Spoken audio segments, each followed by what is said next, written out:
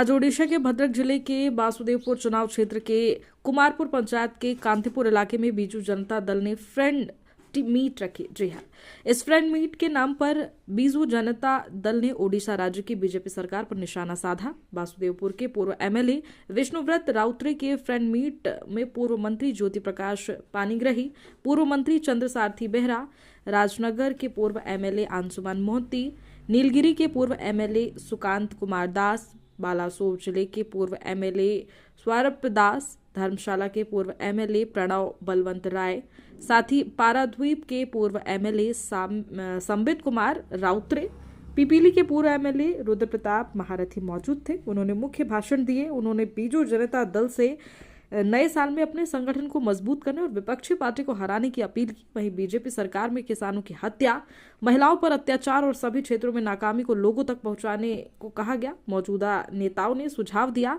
कि बीजू जनता दल को और मजबूत बनाने के लिए लोगों की समस्याओं का हल किया जाना चाहिए। वहीं कार्यकर्ताओं ने मांग की कि बीजू जनता दल से पार्टी विरोधी तत्वों को हटाया जाए।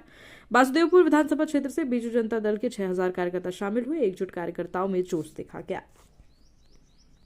बीजेडी कर्मी मानक आज शक्ति प्रदर्शन कौन कह निश्चित भाव एठी दल गुड़ा नेता हारी आज बंधु मिलन तो प्रति वर्ष हुए किंतु ए वर्ष बंधु मिलन में कर्मी मैंने देखिले समस्त आहरी उत्साहित हूँ। आम कर्मी मैंने आमको देखिले जमी उत्साहित आम नवीन बाबू देखिले सेमती उत्साहित। तो यहाँ गोटे प्रोसेस गोटे ये कर्मी मान को आम आहरी उत्साहित करने आसलु बहुत भल लगे। धन्यवाद।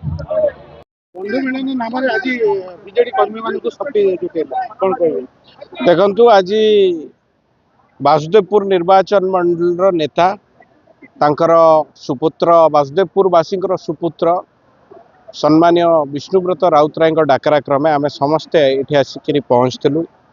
वासुदेवपुर वासी सहित एक सुजोग मिलता भावर आदान प्रदान करने संगठन को आहरी मजबूत करने आम एठी समस्त कर्मी को मनोबल देइथिलु एवं निष्पत्ति भी नहीं संकल्प भी नहीं आगामी दिन में जितेबाला से लोड़े आम आसिक पहुँचबू एवं विष्णुव्रत बाबू केमिति एठी आहरी संगठन मजबूत करेंगे से दिगरे पदक्षेप।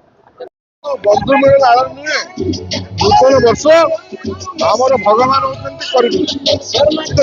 मन दृढ़ करने सी गोटे छोटे आयोजन कर आज आम समस्ते एठिकार नेतृत्व जो विष्णुव्रत राउतरे जे नहीं सहयोग करने भाई भाई कांध कांध मिसी ठिया से शपथ लेके आसीलु बहुत भल लगे। आम आउ थे नवीन पट्टनायक को मुख्यमंत्री भाव देखा चाहूँ से आम जो विजु बंधु मिलन नाम कर्मी मान देखो ये वासुदेवपुर निर्वाचन मंडली सहित सिमुलिया निर्वाचन मंडली अति अंतरंग संपर्क। निर्वाचन मंडली आम पड़ोसी ये परिवार सहित अंतरंग स्वप्न संपर्क तीन पीढ़ी रे स्वर्गत नीलमणि राउतराय, स्वर्गत विजयश्री राउतराय एवं विष्णुव्रत राउतराय सेहीपरि स्वर्गत करुणाकर पाणिग्राही, स्वर्गत परशुराम पाणिग्राही एवं मु ज्योति प्रकाश पाणिग्राही ये परिवार सब सेवारे विश्वास करछि, दान विश्वास करछि।